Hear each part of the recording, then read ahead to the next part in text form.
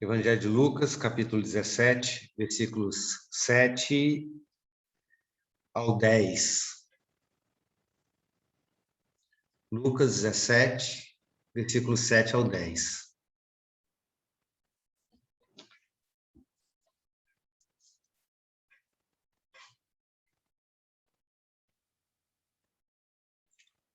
O texto que nós já temos lido, né, tantas vezes nesses nossos estudos, diz assim, a palavra de Deus: qual de vocês, tendo um servo ocupado na lavoura, ou em guardar o gado, lhe dirá quando ele voltar do campo: vem agora mesmo e sente-se à mesa?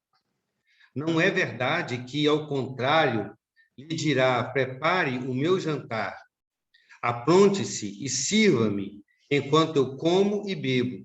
Depois você pode comer e beber? Será que ele terá que agradecer ao servo por ter feito o que lhe havia ordenado? Assim também vocês, depois de terem feito tudo o que lhes foi ordenado, digam: somos servos inúteis, porque fizemos apenas o que devíamos fazer. Vamos orar? Mais uma vez. Santo Eterno, querido Deus Todo-Poderoso, Senhor de nossas vidas, Criador de todas as coisas, Senhor que eras desde a eternidade passada, que és plenamente hoje, que sempre será. Deus imutável, Deus poderoso, Deus Todo-Poderoso, Deus onipresente, Deus que conhece todas as coisas. Antes de existirmos, o Senhor já nos conhecia, já nos escolheu, já nos amou.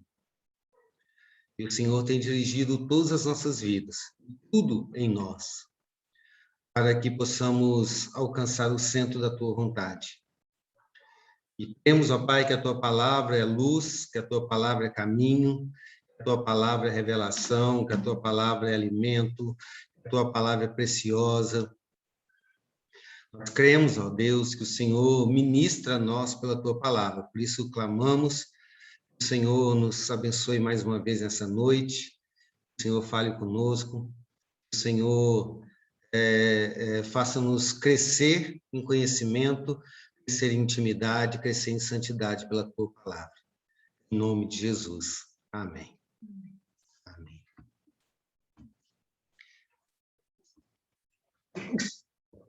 Estamos chegando hoje ao final do nosso estudo. Hoje é o último dia do nosso estudo dessa parábola. E chegamos, então, aos dois últimos versículos, versículos 9 e 10, que eu quero repetir aqui. Diz assim: será que ele terá que agradecer ao servo por ter feito o que lhe havia ordenado? Assim também vocês, depois de terem feito tudo o que lhes foi ordenado, digam: somos servos inúteis, porque fizemos apenas o que devíamos fazer. Se os irmãos se lembram, se não me engano, 5 semanas atrás, o nosso primeiro contato com essa parábola foi meio que de estranheza. No primeiro contato que a gente tem com ela, a gente meio que estranha essa parábola, acha ela meio estranha, na verdade a gente acha ela até mesmo criminosa. Porque a gente vê aqui um patrão que, no nosso entendimento, trata o seu empregado de maneira injusta, de maneira exploratória, de maneira cruel, não é? Porque o cara trabalha em vários turnos, ele faz de tudo e ele não tem como, ele não tem salário nenhum, não recebe nem agradecimento algum, não é? Então a gente fica meio escandalizado pela atitude deste patrão dessa parábola, mas depois a gente viu como que essa parábola não soava assim para os primeiros ouvintes dela. Para eles não havia estranheza nenhuma, para ele não havia problema algum. entendiam muito bem o que Jesus estava falando, eles entendiam que essa parábola tratava de uma pessoa extremamente miserável, e não tendo nada a suprir a si mesmo, não tendo condições de se suprir a si mesmo, ele havia sido abençoado. Ter alguém que lhe desse abrigo, proteção, vestes, alimento, dignidade, né, que lhe desse a vida. E por causa disso, este rapaz, então, ou essa pessoa, este homem, que recebeu a graça de estar dentro de uma casa, serve a essa pessoa por toda a vida e com toda a sua vida. Era mais ou menos assim um contexto de um escravo em Israel, principalmente nas famílias mais pobres, como nós vimos aqui. Então, à luz dessa parábola, que nós estudamos já há 5 estudos, 4 ou 5 estudos, nós chegamos a uma conclusão clara, óbvia, que Jesus nos apresenta aqui, que é a conclusão de que nós somos escravos de Cristo. Nós vimos o peso dessa palavra nos nossos estudos, não é apenas um servo, não é meramente um empregado, é um escravo. Nós somos escravos de Cristo. Enquanto eu estava recordando o nosso estudo hoje, eu lembrei das cartas paulinas.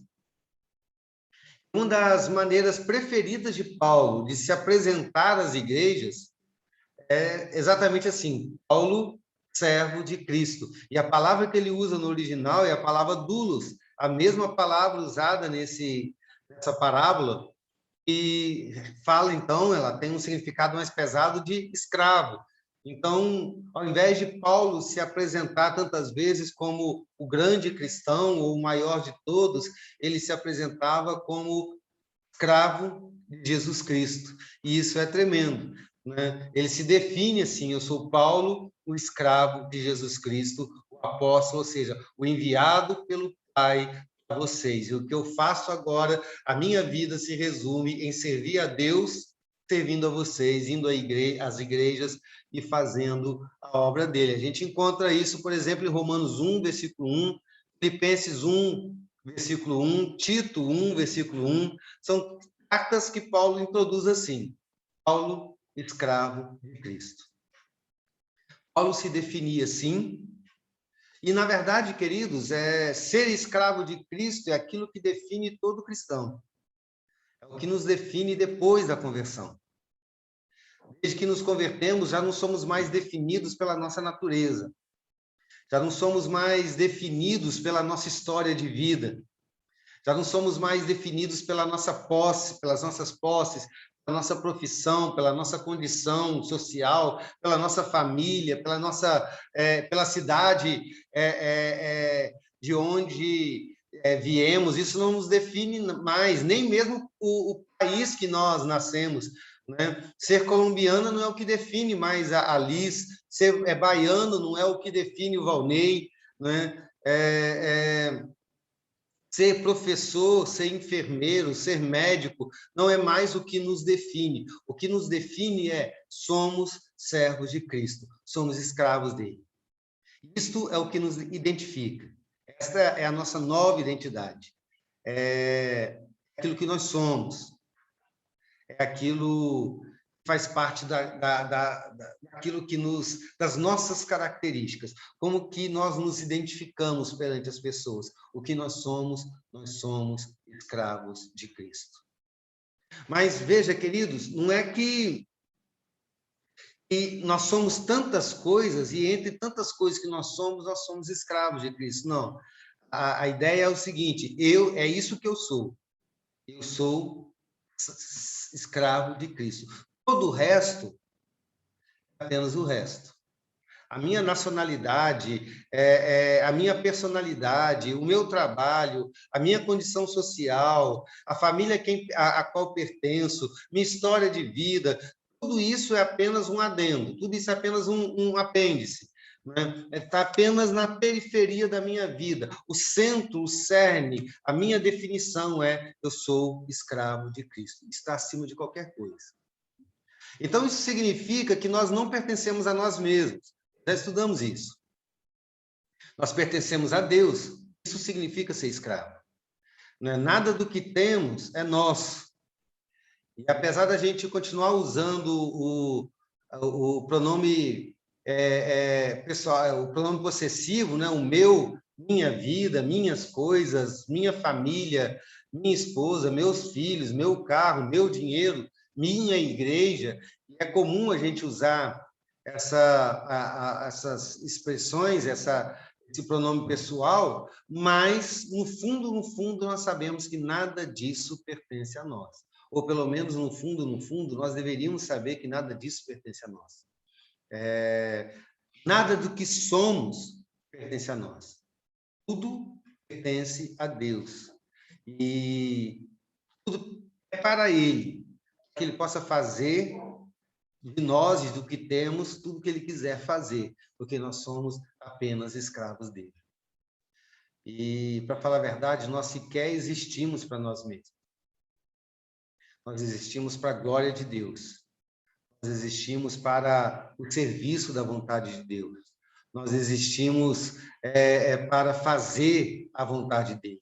Isso é a nossa prioridade. Esse é o nosso sentido, essa é a nossa razão. A razão da nossa vida é dedicar a Deus todo o nosso tempo, todos os nossos esforços, toda a nossa devoção, é nos sacrificar a Deus. Com o culto vivo, com um sacrifício vivo, santo e agradável ao Senhor. É fazermos a nossa vida uma liturgia. Isso é o resumo de tudo aquilo que a gente viu nesses 4, 5 estudos, que eu não lembro mais. E agora nós chegamos, então, 4. Muito obrigado, Lisqueira. E agora nós chegamos ao final dessa parábola, né? O questionamento final. Na verdade, a pergunta-chave de toda essa parábola. E a pergunta está no versículo 9. O Senhor terá. E eu quero que você risca, sublinha na sua Bíblia, se você quiser, ou destaca aí a palavra terá, né? Porque tem a ver com dever. Não é ele poderá ou ele sentirá vontade, mas ele terá esse dever para que você possa entender. Né? Ele terá que nos agradecer por termos feito tudo isso para ele. O Senhor teria como obrigação agradecer ao servo tudo aquilo que ele fez. Deus teria a obrigação, o dever de nos agradecer por tudo que nós fizemos. Esse é o questionamento. Para sermos um pouco mais prático e dizermos isso de uma maneira mais fácil, o questionamento seria o seguinte: Deus nos deve alguma coisa? O que nós merecemos por tudo aquilo que fizemos a Ele? Então, eu passo essa pergunta para os irmãos. Esse servo, esse senhor, teria que agradecer ao servo por ele ter feito tudo o que lhe foi ordenado?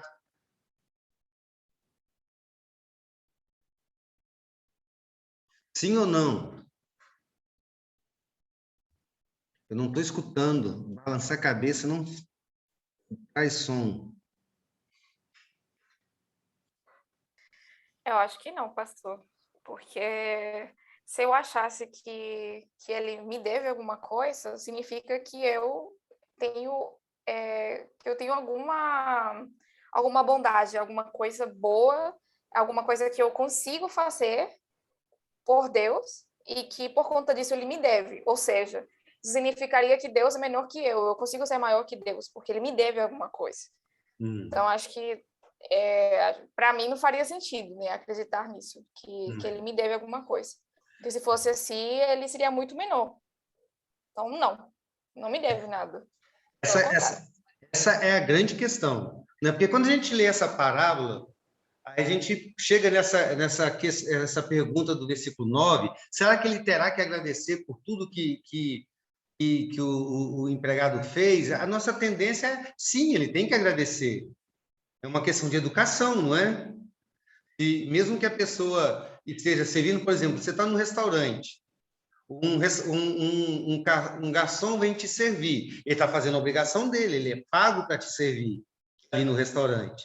Mas depois que ele te serve, você diz muito obrigado, né? É uma questão de educação. Então a gente diz, não, ele tem que servir. Mas a gente, por isso que eu pedi para você frisar a palavra deve. Ele terá que fazer, ou melhor, a palavra ter e terá que fazer, que joga para essa pergunta um peso de obrigação, um peso de dívida. Se ele tem que agradecer, é porque ele deve esse agradecimento. Certo? Ele está devendo alguma coisa. Quando você agradece alguém, muito obrigado, a pessoa diz, não tem porquê, ou seja, você não é obrigado a me agradecer. Né? Quando a pessoa diz muito obrigado, você está se colocando na obrigação com aquela pessoa, porque você percebeu e você entende que aquilo que a pessoa fez para você foi um favor, então você fica como que numa espécie de dívida com ele. Né? Muito obrigado. Aí a pessoa diz, não, que isso? Eu só fiz a minha obrigação, alguma coisa assim. Então, é essa questão. O patrão, ele tem alguma dívida com seu escravo, ele ter feito tudo? E a resposta lógica para essa pergunta seria não. O patrão não teria nenhuma dívida com esse empregado, porque ele é seu escravo. Ele fez o que deveria ter feito. O patrão, por educação, por bondade, por gentileza, ele pode até agradecer, mas ele não tem esse dever, ele não deve esse agradecimento. Essa é a questão. Né? O que Deus nos deve? Uma vida inteira dedicada a Ele. O que nós merecemos? Uma vida inteira, depois de uma vida inteira dedicada ao Senhor. Eu tenho certeza que todos nós que estamos aqui já abrimos mão de tantas coisas por Deus. Por exemplo, nós estamos numa quarta-feira, muitos trabalharam, tem gente que foi no médico para tirar gesso, e todo mundo, depois de um dia cansativo, a gente está sentado aqui, estudando a Bíblia, numa reunião online, que é mais chata do que normal, né? E por quê? Então a gente se dedica tanto, abre mão de tantas coisas pelo Senhor, e aí no final o que a gente merece? E a resposta clara dessa parábola é: nós não merecemos nada. O Senhor não nos deve nada. Não nos deve nada. Por que o Senhor não nos deve nada? Ali já deu até uma primeira resposta. O Senhor não nos deve nada porque se ele devesse, se o Senhor tivesse em dívida conosco, isso nos colocaria numa posição de grandeza em relação a Deus. Né? E isso é uma coisa que não existe. Né? E alguém tem outra resposta? Por que Deus, depois de nós fizermos tudo para o Senhor, mesmo que nós obedeçamos em tudo, ainda assim nós não merecemos nada ou Deus não nos deve nada? Qual é a sua opinião? Pastor, eu acho que Deus já nos deu tudo, né? Ele já nos deu tudo. Nós é que devemos a Ele. É claro que quando a gente perde o foco de que a nossa pátria não é aqui, né? Quando a gente começa a focar muito aqui, nesse mundo, aí a gente perde essa visão, né? De que Deus é o Criador, de que Deus já nos deu Cristo Jesus, de que nós somos realmente servos inúteis e nós só temos essa consciência quando nós olhamos para a cruz. Isso. Mas às vezes a gente se acha merecedor, sim. Quando a gente Infelizmente. perde o foco, a gente se acha merecedor. A gente pergunta, mas por que eu? Por que comigo? Toda vez que a gente faz Exatamente. essa pergunta, a gente acha que merece alguma coisa, né? E perfeito, Suzy. E aí, enquanto estava falando, eu estava pensando nessa questão de Deus já nos fez tanto, né? E se você for pesar numa balança, aquilo que fizemos e o que recebemos, né? Isso aí também é uma prova de como Deus não nos deve nada, porque nós, na verdade, é que estamos em dívida, né? Porque tudo que Ele já nos fez é infinitamente superior àquilo que fizemos a Ele, ainda que dediquemos toda a nossa vida a Ele, ainda que de fato o sirvamos com toda a paixão da nossa alma, ainda que façamos tudo o que ele nos ordena, ainda assim será infinitamente menor do que tudo aquilo que ele fez por nós. Então já vimos duas questões aí, né? Que sustenta essa verdade, que Deus não nos deve nada e nós não merecemos nada. Alguém tem outra? Pastor, Sim, Vânia. eu ainda coloco mais um detalhe, porque Deus, além de ser o autor da nossa vida, Deus fez, criou o homem e tal, e o homem teve a queda, o pecado, e ele deu o seu filho para o resgate do homem. Então, Isso. Deus ainda fez mais por nós ainda. Então, tudo por quê? Para o louvor da sua glória.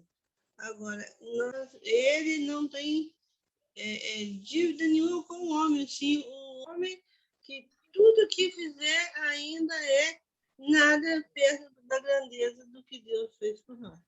Amém. Isso eu penso. Perfeito, Vânia.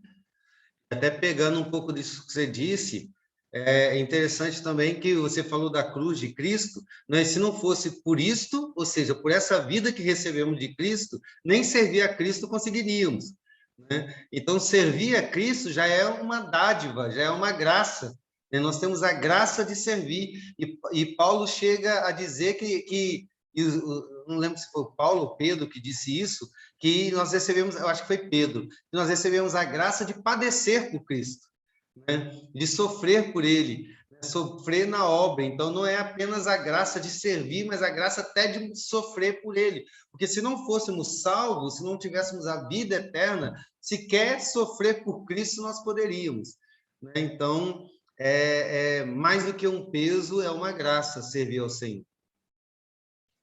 Eu coloquei algumas questões aqui também, que a primeira coisa que eu coloquei, além dessas que os irmãos já citaram, é que mesmo uma vida inteira dedicada a Deus, não muda quem nós somos.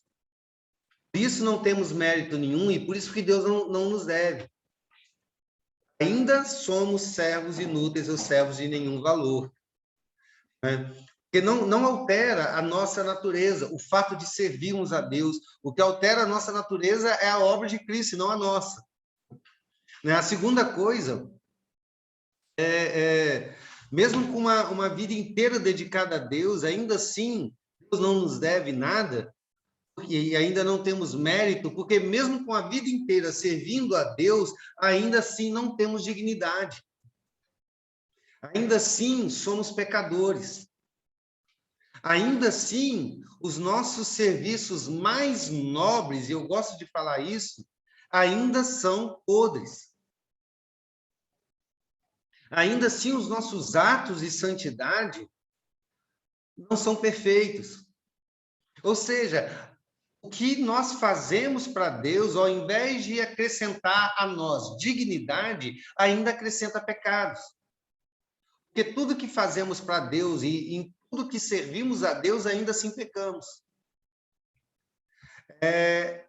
Imagina um pastor dando um estudo bíblico. Imagina a qualidade desse estudo bíblico, a profundidade desse estudo bíblico, a autoridade desse estudo bíblico, o poder desse estudo bíblico, comparado a um estudo bíblico dado pelo próprio Cristo. Você vê que o estudo bíblico do pastor, ele está muito, muito, muito aquém. Por mais que ele se esforce, por mais que ele estude, por mais que ele ore, por mais que ele se prepare, ainda assim o serviço que ele faz é imperfeito. Ainda assim, aquilo que ele faz é menor do que o que ele deveria fazer. É assim quando oramos, é assim quando lemos a Bíblia, é assim quando amamos, é assim quando intercedemos, é assim quando servimos ao próximo. É assim quando somos fiéis, é assim quando lutamos por santidade, é assim quando abandonamos a nossa vida para servir ao Senhor, é assim em tudo que nós fazemos para Deus. Isso não acrescenta em nada a nossa dignidade. Não nos tornamos mais nobres, mais dignos, porque servimos a Deus. Ainda assim somos pecadores. E é por isso que Deus não nos deve nada. É por isso que nada que fizemos acrescenta a nós mérito. Porque nada que fazemos traz mérito para nós, dignidade para nós. Um outro motivo que eu cito aqui é que mesmo que a gente sirva a Deus com toda a nossa vida, ainda assim não temos utilidade. O que nós podemos acrescentar a Deus com o nosso trabalho? Nós podemos enriquecer a Deus com aquilo que nós fazemos? Nós podemos tornar Deus mais poderoso nos nossos esforços? Nós podemos aumentar o reino de Deus com o nosso trabalho? Nós podemos converter pessoas, nós podemos salvar pessoas, nós podemos livrar pessoas do inferno. Nós não podemos acrescentar em nada a obra de Deus. Somos totalmente inúteis, ainda que sirvamos ao Senhor. Tudo que nós podemos, ou melhor, não há nada que nós possamos fazer que Deus não faça melhor sozinho. Não há nada que nós possamos fazer sozinhos. Então, queridos, ainda que sirvamos ao Senhor, ainda assim somos servos que não têm utilidade nenhuma. Ainda que sirvamos completamente ao Senhor e com toda a nossa vida, em último lugar, isso também não acrescenta a nós crédito algum com Deus. Porque as nossas boas obras, entre aspas, não compensam as nossas más obras.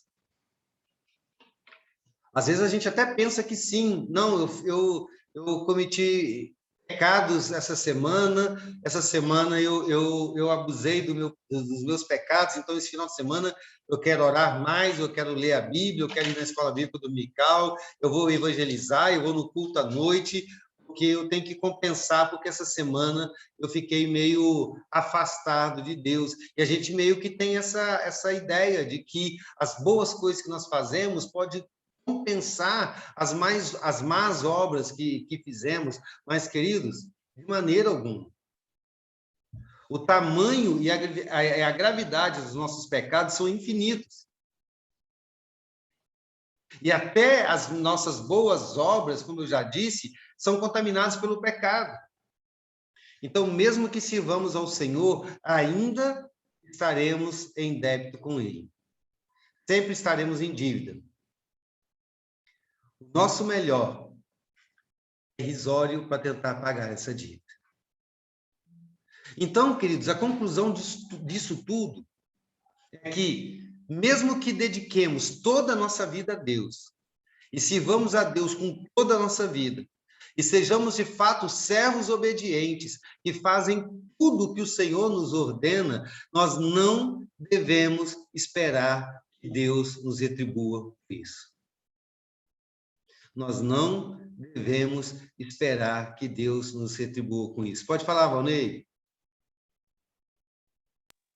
Pastor, em Romanos 9, 20, Paulo nos diz o seguinte: quem és tu, homem, para discutires com Deus? Porventura pode o objeto perguntar a quem o fez: por que me fizeste assim?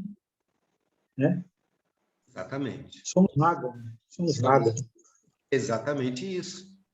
Né? Então, mesmo que sirvamos ao Senhor, não devemos esperar que Deus nos faça alguma coisa como retribuição, como pagamento de uma dívida. Sabe, algo mais ou menos assim, agora que eu estou trabalhando muito para Deus, Deus vai me abençoar. Ele vai me abençoar porque eu estou trabalhando muito para Ele. Ou temos algum tipo de crise, como algo mais ou menos, Senhor, eu estou sendo fiel, Senhor. O que é que o Senhor tem permitido tudo isso acontecer na minha vida?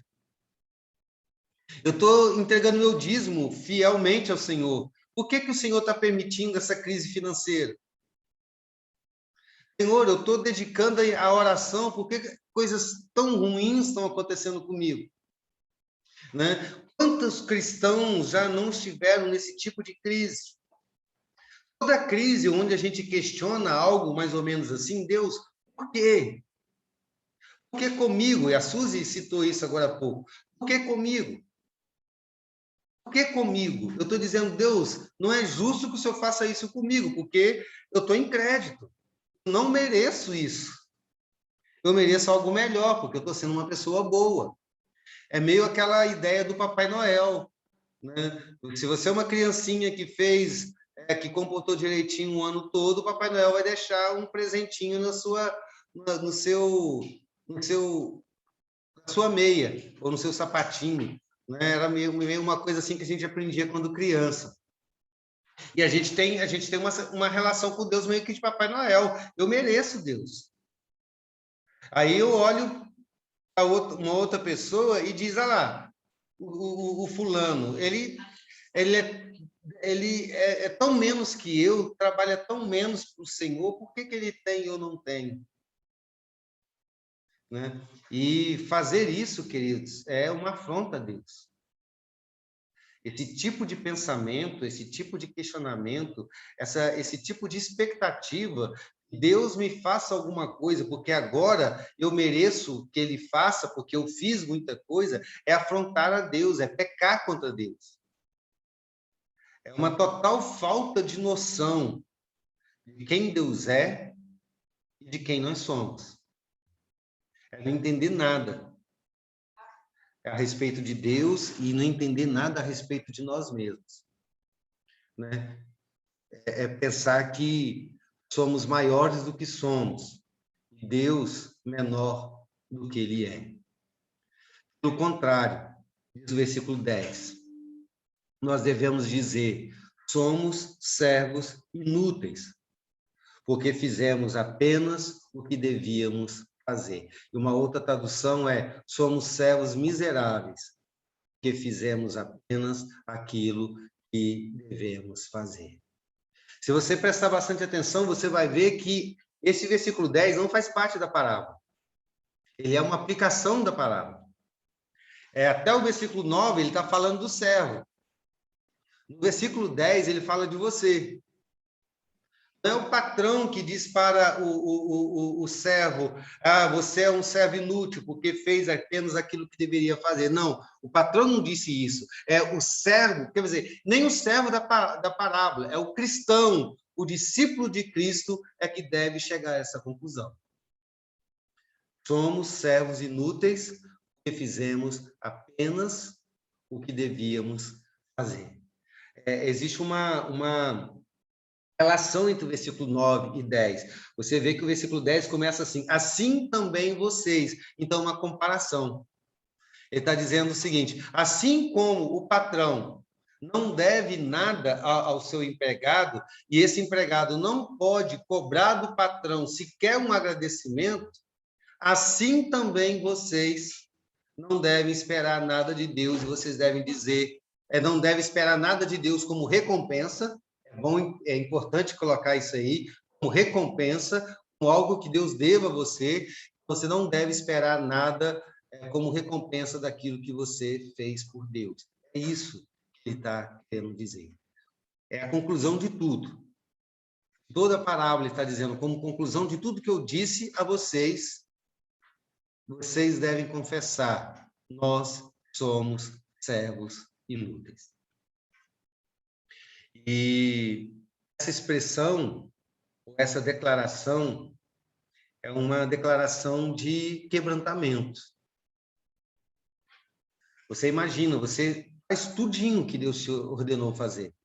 Você acorda cedo, vai cuidar da lavoura, vai cuidar do gado, chega em casa, prepara o alimento do seu patrão, depois você serve o patrão, você faz tudo isso com alegria no coração, você coloca o serviço do patrão como prioridade para a sua vida, e quando chega no final do dia, ainda você se quebranta. Você serve a Deus a vida inteira. E no final da sua vida, você ainda se quebranta dizendo, Senhor, eu sou inútil. Isso é uma expressão de despojamento, onde você se despoja de todo orgulho, de toda vaidade, de toda religiosidade meritória, de toda soberba da alma. Você se quebranta, você se humilha, isso é rendição, é arrependimento. Pai, me perdoa porque eu não fui melhor. Me perdoe porque eu não fui além. Me perdoe porque eu tive um limite. O meu limite foi a sua palavra. E olha se foi. Porque na maioria das vezes nem é. Certo? É uma palavra de alguém que se chega diante de Deus quebrantado na alma. Isso é muito mais do que uma declaração. Jesus não está dizendo que a gente tem simplesmente que dizer isso. Está dizendo que a gente tem que viver isso. Isso tem que ser o nosso modo de vida. Por mais religiosos que sejamos, ainda assim temos que viver uma vida de humildade, de quebrantamento diante do Senhor. A maneira como nos portamos diante de Deus tem que ser em profunda dependência e de despojamento de todo o mérito e de todo o crédito diante de Deus. Tem que ser assim a maneira como eu oro. Tem que ser assim a maneira como as minhas expectativas são moldadas. Certo? Não devo esperar nada de Deus como recompensa por aquilo que eu fiz. E isso é muito sério. E a gente, eu volto a repetir, a gente faz muito disso. E quer ver uma prova? Às vezes, a gente quer reconhecimento até mesmo da igreja, porque serve o Senhor. Por que ninguém da igreja me elogiou? Por que ninguém da igreja foi lá na frente e fez um voto de apreciação pelo meu trabalho? Então, a gente, às vezes, cobra que a igreja reconheça o nosso próprio trabalho. E se a gente quer que a igreja reconheça o nosso trabalho, muito mais que Deus reconheça o nosso trabalho. A gente quer. E aí a gente acha Deus, considera Deus injusto quando não nos dá aquilo que nós merecemos, pensamos merecer, receber. Como isso é distinto do comum da nossa igreja, da igreja que somos. Porque nós vivemos tempos em que as doutrinas muitas doutrinas pregam que a nossa fidelidade a Deus torna Deus devedor de nós. Nós merecemos a bênção, nós merecemos a salvação por aquilo que fizemos. Como eu já disse, muitos vivem em crise de fé porque Deus não lhes tratou como achavam que mereciam. Aí, diante disso, um desavisado pode chegar e perguntar, mas não existe nenhuma esperança para o escravo? Mesmo servindo a Deus a vida inteira, ainda assim ele não tem direito a nada? E a resposta para essa pessoa é não. Não tem direito a nada. Nem mesmo um muito obrigado de Deus. Nem mesmo um favor, um agrado de Deus. Ele não tem direito a nada. Será sempre um servo inútil, um servo indigno, um servo devedor. Mas isso não significa que não tem esperança. Muito pelo contrário. É aí que entra a maior mensagem dessa parábola. A maior mensagem dessa parábola é que houve um servo perfeito. Conquistou todos os direitos que temos em Deus. O nome desse servo é Jesus Cristo. Essa parábola aponta para Jesus Cristo.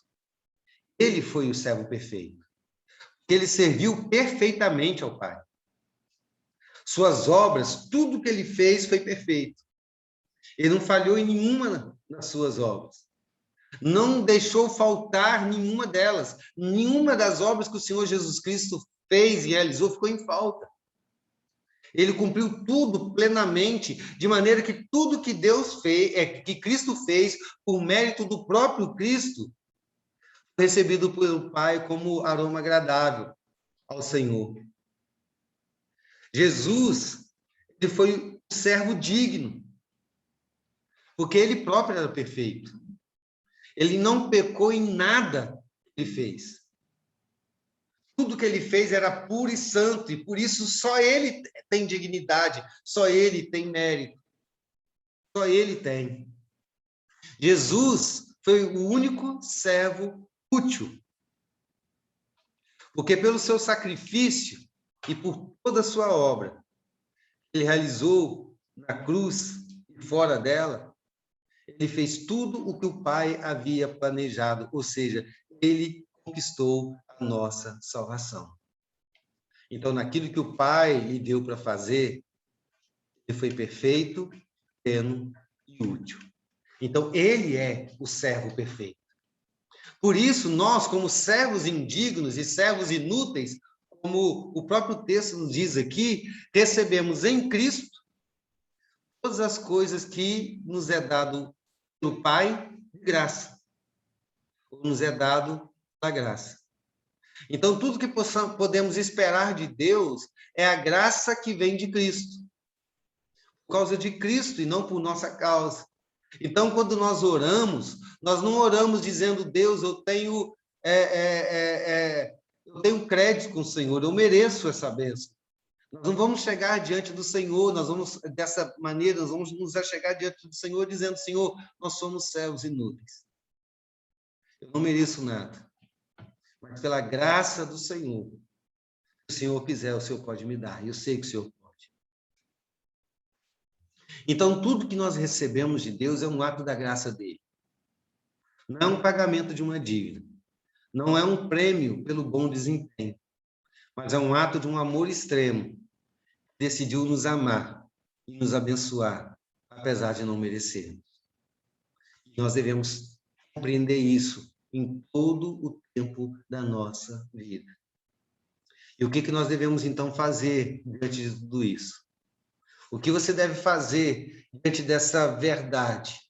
Que, mesmo que sirvamos a Deus, ainda assim não temos crédito com Ele, mas por amor e por graça, e pela obra de Cristo, o servo perfeito, Ele nos dá todas as coisas que o coração dele ordena. O que nós devemos fazer diante disso, queridos? Servir a Deus com toda alegria. Continuar servindo a Ele. Adorar a Ele com gratidão. Eu acho que caiu, parece a internet. Pastor, o seu som... Parou aonde? Só deu para te ouvir quando você fala o que fazer diante dessa verdade. Parou também. Repete só esse pedaço, pastor. Isso, a última frase. Isso. O que nós devemos fazer... Diante dessa verdade.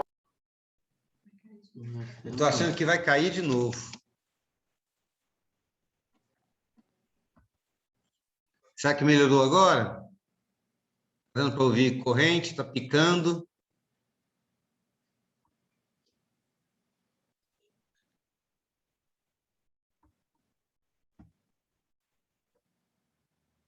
Alô? Não me deixem só.